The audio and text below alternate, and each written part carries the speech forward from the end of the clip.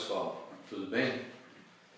Bom, o objetivo dessa gravação desse vídeo é eu trazer para vocês aqui algumas informações que eu acho bem importantes e interessantes acerca dos single malts. Vamos iniciar no primeiro ponto, tomando como referência esse single malt. Ele tem uma idade de maturação de 12 anos, é o Strata Isla, 12 anos. Apenas como curiosidade, o Strata Isla é um single malt que ele é usado como base para se fazer o blended Scotch Whisky da Chivas, o Chivas Regal 12 anos. Né? Esse aqui é 12 anos, o Chivas Regal 12 anos, então aproximadamente aí, os 40% da mistura do blended Scotch Whisky Chivas Regal 12 anos é feito por esse single malt. A Strata Isla, ela é uma destilaria escocesa considerada aí o coração da Chivas Brothers, apenas como curiosidade. Mas vamos ao que interessa. Eu acho importante falar um pouquinho sobre um item que é importante mencionar no rótulo dos single malts, que é o percentual alcoólico, também chamado de ABV. Então, percentual alcoólico ou ABV é praticamente a mesma coisa. No caso do Strata Isla 12 anos, ele apresenta um ABV de 40%. O significado disso, pessoal, é o seguinte: simplificadamente, 40% de ABV é uma relação volumétrica entre a quantidade de álcool, etanol, pela quantidade de uísque. Ou seja, 40% de ABV significa que cada 100 ml de single malt vai apresentar 40 ml de álcool etanol. Bom, a densidade ou massa específica do álcool, como todo bom engenheiro sabe e é conhecedor, eu sou engenheiro, é aproximadamente 0,8 gramas por mililitro. Significa que se eu multiplicar 0,8 gramas por mililitro vezes 40 mililitros, eu teria 32 gramas de álcool etanol. Então, se eu consumir 100 mililitros dessa bebida, eu estaria consumindo efetivamente 32 gramas de álcool. Eu gostaria também de dar um dado para vocês a respeito de consumo moderado. É importante saber que, de acordo com até a Organização Mundial de Saúde, ela menciona que para pessoas normais, no caso de homens, normais que eu digo que têm o seu estado de saúde em perfeitas condições, o homem poderia consumir, em média, 30 gramas de álcool dia. E no caso das mulheres, o consumo seria metade, no caso 15 gramas dia.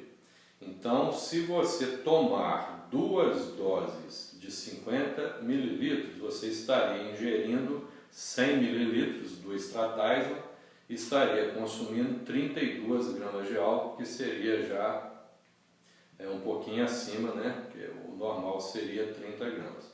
No caso das mulheres, se for consumir o Strata Isla, no máximo uma dose de 50 mililitros. Isso é apenas como um dado adicional e aproveitar a oportunidade, né, falar para vocês que a gente deve consumir sempre moderadamente, não vamos exagerar e no caso de beber, não vamos dirigir. Eu vou pegar aqui um outro whisky. Este é da destilaria Glenlivet. Esse aqui é um single malt T. Glenlivet de 18 anos. Então a idade de envelhecimento dele, 18 anos. E esse single malt apresenta um ABV de 43%. A maioria dos whiskies comercializados no Brasil apresentam um ABV de 40%. Uns outros single malts, como é o caso do T. Glenlivet, ele apresenta um pouco percentual alcoólico, um ABV maior, no caso 43%. Mas, gente, o objetivo principal é eu mencionar com vocês acerca dessa idade de envelhecimento do uísque. Existe uma diferença muito interessante entre idade de envelhecimento e idade de maturação. Eu vou tentar ser objetivo e explicar essa diferença que eu julgo ser de grande relevância para quem realmente se interessa um pouquinho sobre o single malt. Quando as destilarias escocesas fazem a produção do single malt, na fase final, que é a destilação, que ocorre nos alambiques pot still, aquele destilado final que sai da destilação é um destilado que ele não pode ser considerado uísque. Ele tem um percentual alcoólico muito alto, ele é totalmente imaturo, transparente. Então, esse destilado é chamado de spirit. Pois bem, esse spirit é transferido dos pot stills e colocado nos barris de carvalho para assim fazer o seu envelhecimento. O spirit, ao estar armazenado no barril de carvalho, que é a madeira nobre, a madeira permitida para o envelhecimento dos uísques é o carvalho, depois eu posso fazer um vídeo acerca disso aí também, mas o carvalho ele vai tirar as asperezas do spirit, ele vai arredondar a bebida, ele vai fazer o que nós chamamos de maturação ao longo dos anos.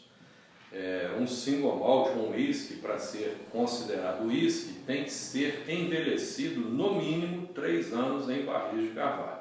Obviamente, na minha concepção, 3 anos o whisky ainda é muito imaturo, o gosto do álcool é muito pungente, então não é um whisky de boa qualidade. É necessário que ele seja maturado, envelhecido, no mínimo 10 anos para ser um bom single malt.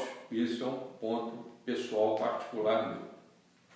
Mas o importante dizer é que quando o destilado ainda imaturo está interagindo com a madeira, ocorre, gente, uma verdadeira reação química, uma alquimia, fazendo com que a madeira transmita gostos, aromas a esse destilado, a esse single malt, depois de 3 anos, que nós tanto gostamos. Então, essa alquimia, essa interação, essa troca entre madeira e spirit é que nós chamamos de maturação. É bom lembrar também que, às vezes, um destilado ficou muito pouco tempo no barril, ele é muito imaturo, então o gosto de álcool é pungente, o cheiro de álcool é muito forte, é um destilado que ele não foi muito bem maturado. Mas o contrário também é verdadeiro, porque às vezes, se você deixar esse spirit maturando durante muitos anos, você pode pecar também pelo excesso. O excesso de tanino da madeira vai entranhar no destilado e o single malt pode ficar com um gosto muito amadeirado, um gosto amargo. Isso são fatores que podem ocorrer. Então tem que ter sempre um meio termo, um ponto de equilíbrio que nós chamamos aí de balanceamento, o equilíbrio do single malt. Bom, mas não fugindo aí do assunto, as destilarias da Escócia, então, armazenam o spirit nos barris e têm de deixar esses barris envelhecerem por um determinado período. Existem na Escócia, basicamente, 2 tipos de armazém. O armazém tradicional e o armazém comercial.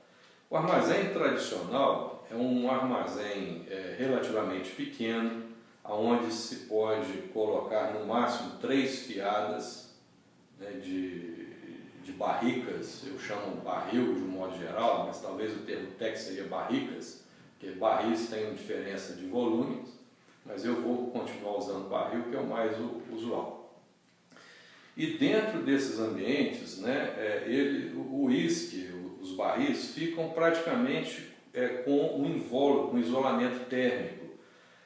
São armazéns de pequena estatura, geralmente abrigado do sol e da luz, né? Então se faz um isolamento térmico, geralmente feito de alvenaria espessa, às vezes um telhado cerâmico, ou na Escócia usa muita ardósia.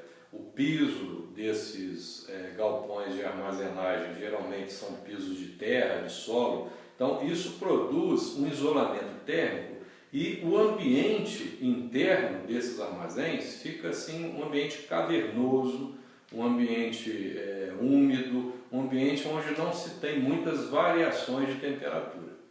Nesse caso, a idade de envelhecimento e maturação são a mesma coisa, porque todos os barris conseguem maturarem com o passar dos anos de uma forma homogênea, de uma forma harmoniosa.